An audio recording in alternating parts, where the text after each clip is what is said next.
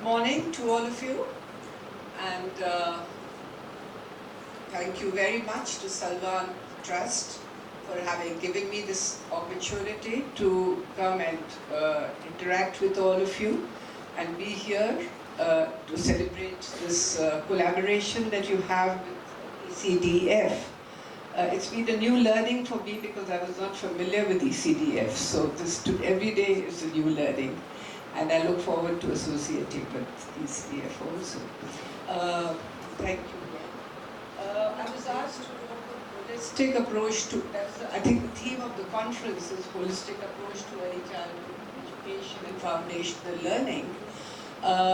When I was just thinking about it, I came across this quotation which sort of stayed with me by Alfred Toffler. I'm sure all of you have heard the name of Alvin Toffler. He was a futurist and a writer from the US who thought in terms of what the future would be like. We are all talking, since morning I've been hearing a lot about AI, we are talking about a world that has changed, we are talking about education that has changed. He foresaw all that. And what he said was something very significant for early childhood. He said, in the 21st century, who will be known as the illiterate? I'm not giving the exact quote because I don't know the exact, I'll tell you the content of it. He said, in the 21st century, the illiterate will be not those people who do not know how to read and write. It will be people who don't know how to learn, unlearn, and relearn. Do you see that happening today? Even at my age, I'm learning, unlearning, and relearning, you know. So somewhere we have to keep on getting accommodated to this new reality. One emerging reality which will be obsolete another few years later, I think, and something new will come up. How do we prepare our children, and when do we prepare our children? So we prepare our children, as Mr. Mittal just said, the earliest years. They are the years when we have to lay the foundation for not only learning to read and write, but also the attitude to be able to unlearn, relearn, and to learn, unlearn, and relearn. And that attitude means holistic development.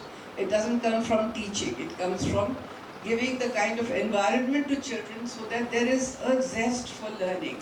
There is a zest for, if you just look at the three terms, learning, unlearning, and relearning. Learning is, you have to be interested in learning to learn. You can't take a horse to the water and make it drink. So unless the dog is thirsty, so you have to create that thirst for learning.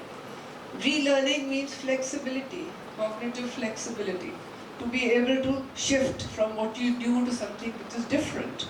And what does relearn means? To again have the motivation and the perseverance to continue to learn and be a lifelong learner.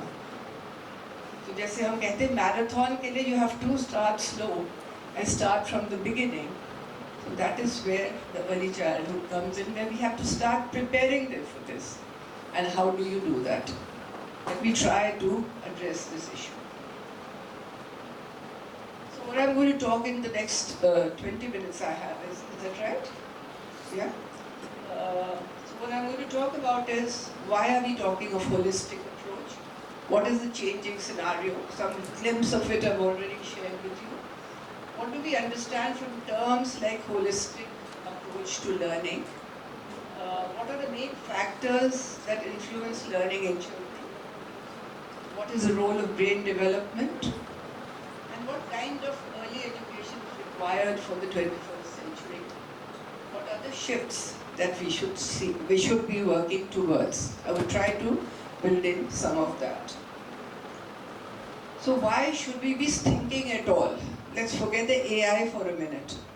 Let's come to why should we be talking about this. There is today in the country a learning crisis. I don't know how much people in schools like you all are aware of it, but if you keep reading the newspapers, you will find that constantly every year there is an ASAR survey that comes out which tells us that children are moving up the school ladder without learning to read and write. A class 5 student cannot read a class 2 text.